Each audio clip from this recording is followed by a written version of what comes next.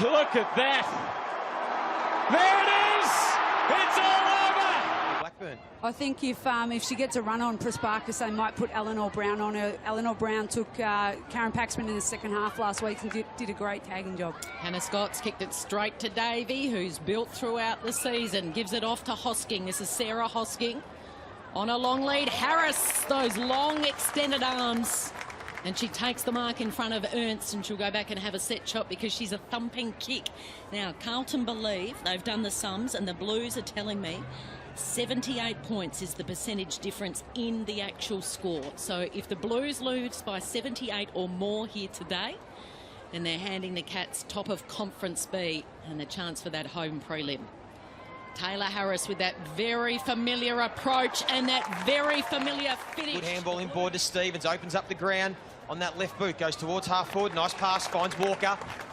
55 out from goal. She has Taylor Harris, but there's two defenders there. They're double teaming her already. Spark and Ernst. So she goes over her head towards the goal square, looking for Loynes. It might beat them all out the back. It does. Brooke Walker. 2 goals, 2 last week, and it's got one on the board earlier. Yeah, and it's hard because she came off that ACL. She did it in round 2 of the AFLW season 2, and then she's had a big, Collingwood have had a big approach at her, and she stayed true to the Carlton Football Club. And then the next thing you know, she gets put in the midfield in round 1, and she's having to learn various roles. Oh, the two young Carlton players combine here. Walker off to G. Great tackle. And it was getting on the end of it is Brooke Walker. So it was Dalton with the tackle to Georgia G, who hits up Brooke Walker, who's lining up for her second goal. The rookie listed player, cross code recruit, sends it on its way. Brooke Walker, when you're hot, big week playing finals next weekend. Thanks for joining us. No worries, thank you. Meanwhile, the Blues are lining up for goal and finishing it off nicely. Chloe Dalton, who came straight onto the ground, straight inside 50, and she has extended the lead here for the Blues. They skip out to a 20-point lead. Lucky she didn't take our questions, Kel, otherwise we wouldn't have seen that goal. She wouldn't have kicked it. It's very exciting for the Carlton forward line to have so many options to go to and take that pressure off Vesio, Harris, and the likes down there where they say, wow, we really need to be accountable for 5 forwards as opposed to 2 key forwards that we have to put a lot of work and education into. It's going to make the Western Bulldogs really think about their defensive structure. And credit must go to the recruiting staff at the Carlton Football Club to get 2 Rugby Sevens representatives that went to the Olympics, and they've kicked 3 of the goals this afternoon in Brooke Walker and Chloe Dalton. So they're finding them from everywhere, Kate. I'm sure you'll be scouring all over all different sports and all around the country to find some players. It's a good sport, isn't it, Rugby Sevens, because they play it every 4 years in a sense and go for that Olympic gold glory, and in between have a crack at another sport. So does that mean she goes back to rugby? I think that might be the plan. Wow. Yeah. Eventually we're going to see the change in the code hoppers being able to play dual sports. I think the sport is demanding the girls commit themselves a little bit more throughout the year. I think we've seen some of the players who didn't play domestic football in the off-season struggle early in the AFLW. I know someone like a Nick Stevens didn't play any VFLW football, and her early form probably wasn't what it is right now. And you only get formed by playing lots of footy and getting your confidence up. Here's Dalton again, goes and sends the ball to her Rugby Sevens teammate in Walker, who's going to stroll in and kick her 3rd goal. And the Rugby 7 girls are dominating the AFL. The ball, wobbles it towards the top of the square. Spark now under pressure. Here's a chance for the Blues if they can cause a turnover. Oh, Harris, dangerous kick off the ground in there, and the umpire has again played holding the ball. Quick decision. Understanding where the game's at the moment, the umpire. So Georgia G will take the free kick, lowers the eyes, looks for Taylor Harris on a strong lead. Good pass.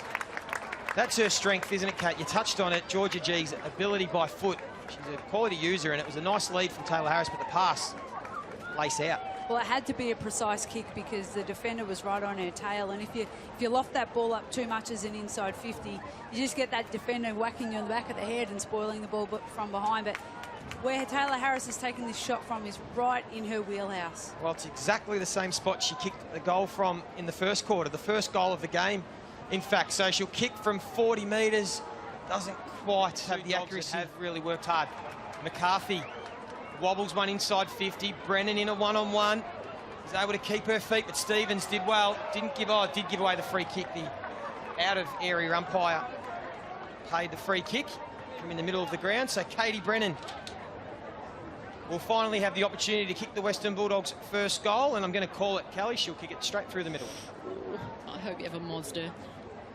Her kicking efficiency today, Lee, is at 14%. That's why she'll nail this one. She takes her time, sucking in the big one. She had that head clash with Sarah Hosking in that third quarter. She's presented really well today. She's tried her guts out today, and that's all you can ask from a key forward. 5 goals, 4 coming into this match from 20 metres out. Not much of an angle. Makes no mistake. Well done to Katie Brennan. Final next week. That is for sure, as the Bulldogs Lamb. A quick kick out of the stoppage and the mark taken. So this is the worry for Carlton, is that the Bulldogs now don't have anything to lose. They can take risks, they can play on quickly. And it's the Irish lady McCarthy. Ash McCarthy, who's been excellent this afternoon. Nice accent. Kate will come in to kick the Bulldogs' second goal in a couple of minutes. It wasn't pretty, but it got there. And hang on. One of the highlights of the season, but that celebration rivals it. You just need to bet Goddard to be here to give her a cause comment. That would have been perfect. And a 50. Oh, there's a chance for 3 in a row. Libby Birch, Get in front of her, Lib. Get in front of her. Paid another Go! 50. Yeah, double. It's been paid. Free Davey. Just keep running, Libby Birch. If she kicks this, they're 10 points down. So, Libby Birch, the defender.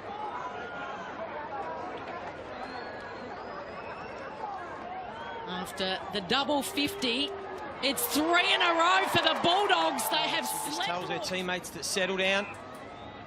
Understands the game situation. Under 3 minutes. It's been all the Bulldogs this quarter. 3 goals to none. Half forward now, chance for Dalton. Just handballs into space. Wanting Wilson to run onto it. Harris waited at the back. Had a little fumble. Was able to get boot to ball. Goes inside 50. Walker, who's kicked the 3 goals, will be first to pounce. Tries to break the tackle. Couldn't. Then gets the hands free. Prasparkas, she's lifted in this last quarter. How will this bounce? Oh, over the head of Birch. The handball through to Dalton, and she will kick her second goal of the afternoon and seal the win. And that's the debutante for the Bulldogs, Kate Bartlett, who wins a free kick. She's got to move it quickly here. She is a key forward, the youngster. A long kick. And it'll be a free, is it, for the Bulldogs? Izzy Huntington. Huntington a chance. It'll be too little too late for Izzy Huntington. But a significant surge in the final term gave the fans at Whitten Oval something to cheer about. Huntington finishes with a goal. The Dogs' disappointing year comes to an end, but the story is the Carlton Football Club, because the Blues are back. They finish on top of Conference B. They'll host Fremantle in a prelim next weekend. We are the baby Blues. We are the old dark baby Blues. We're the team that never lets you down. We're the only team old Carlton knows. We're all the champions they like to send up. We'll keep our end up, and they will know that they've been playing against the famous old dark Blues.